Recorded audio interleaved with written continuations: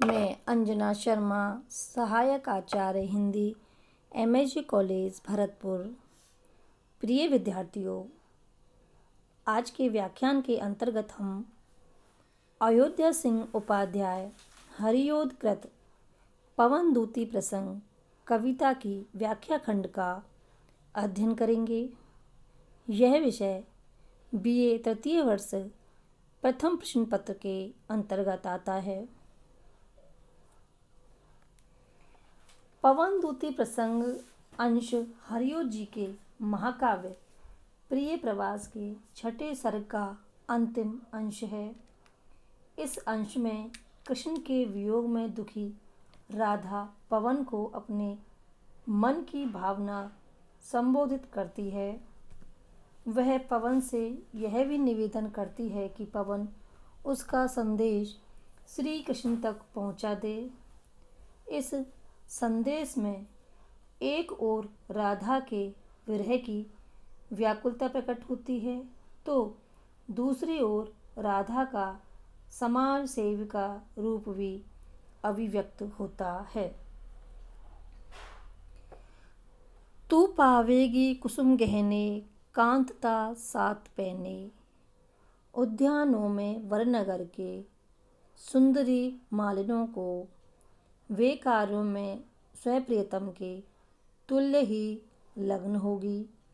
जो शांता हो सरस गति से तो उन्हें मोह लेना। प्रस्तुतकरण अयोध्या सिंह उपाध्याय हरिओद द्वारा रचित प्रिय प्रवास महाकाव्य के छठे सर्ग से पवनदूती प्रसंग से उद्धृत है। इसमें राधा पवनदूती को मथुरा में जाने के बाद करणीय कार्यों के लिए समझाती हुई वर्णित हुई है। राधा कहती हैं कि हे पवन, तुम मथुरा के कुंजों, बागों तथा यमुना तट के वन उपवनों या वहाँ के भवनों में अपने मुख की सुगंध में प्रश्वास से भरकर वहाँ व्याप्त हो जाना। उद्यानों में वरनगरी के सुंदर मालिनों को, यदि वहाँ पर कोई भौरा या लंपट रूपी भौरा किसी कामनी स्त्री को परेशान कर रहा हो, तो तुम अच्छे प्रबोधनों के साथ उसे प्रताड़ित करके अर्थात फटकारते हुए वहाँ से भगा देना। उद्यानों में बरनगर के सुंदरी मालिनों को, हे पवन, तुम्हें वहाँ पर नगर के श्रेष्ठ उद्यानों में ऐसी सुंदरें मालिनें दिखाई देंगी जो फूलों के गहने पहनकर अर्थात फूलों से गुंफित हार, कर्णफूल आदि को पहनकर सुंदरी नायिकाओं के समान लग रही होंगी। वे कार्यों में स्वप्रियतम के तुल्य ही लग्न होगी। वे अपने प्रियतमों या अपने पतियों के समान ही कार्यों में लगी होंगी, उनका साथ दे रही होंगी, उनके कार्यों में अपनी सहभागिता बढ़ा रही होंगी। जो शांता हो सरस गति से तो उन्हें मोह लेना। यदि वो कहीं से भी थकित हों तो तुम सरस गति से उनके पास जाकर उन्हें मोहित कर लेना। प्रस्तुत व्याख्या में जो विशेष भाव दिखाया गया है, पवनदूती को प्रियतम का संदेश सुनाने से पूर्व मथुरा में अन्य कार्यों का यथासंभव संपादन करने का निर्देश देने से राधा की विवेकशीलता व्यंजित हुई है। अनुप्रास, काव्यलिंग एवं समासुक्ति अलंकार प्रयुक्त हैं। मंत्राक्रांता छंद की गति यति लक्षणानुरूप है। जो इच्छा हो सुरभि तन के पुष्प संभार से ले, आते जाते सरुचि उनके प्रीतमों को रिझाना।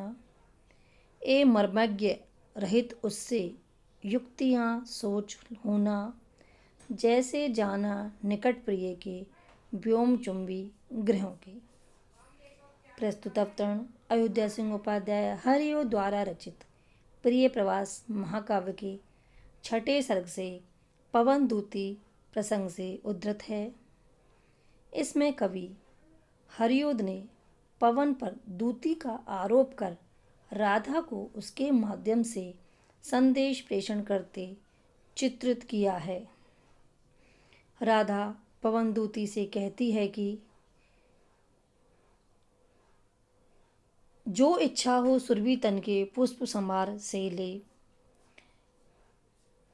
कि यदि तुम्हारी इच्छा हो तो सुगंध युक्त पुष्पों की राशि को लेकर आते जाते हुए उन नायिकाओं के प्रियतमों को सुरुचि के साथ ले जाना, आते जाते सरुचि उनके प्रीतमों को ले जाना।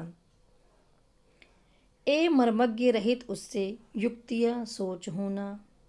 हे मर्मज्ञ पवन, उस समय तुम्हारी सभी युक्तियाँ विवेक से रहित नहीं होनी चाहिए। जैसे जाना निकट प्रिय के व्योम चुंबी गृहों के, कि हे मर्मज्ञ पवन, उस समय तुम्हारी सभी युक्तियाँ विवेक से रहित नहीं होनी चाहिए।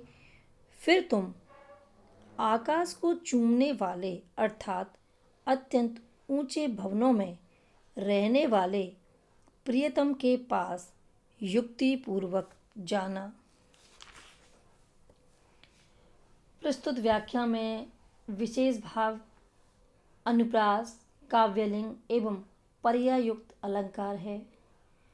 मंत्रक्रांता सैमधुर वर्णावृत्ति वाला छंद है, जो कि प्राय संदेश काव्यों में प्रयुक्त किया जाता है। मथुरा के वन, उपवनों, मंदिरों एवं भक्तजनों आदि का वर्णन महाकाव्य के लक्षणानुसार किया गया है। इस वर्णन से राधा की चिंतन क्षमता एवं संवेदनशीलता व्यंजित हुई है। शुर भी कठिन शब्द आया है, जिसका अर्थ है सुगंध। संभार, समार का अर्थ होता है राशि या ढेर। आगे की व्याख्या अगले व्याख्यान के अंतर्गत की जाएगी। धन्यवाद।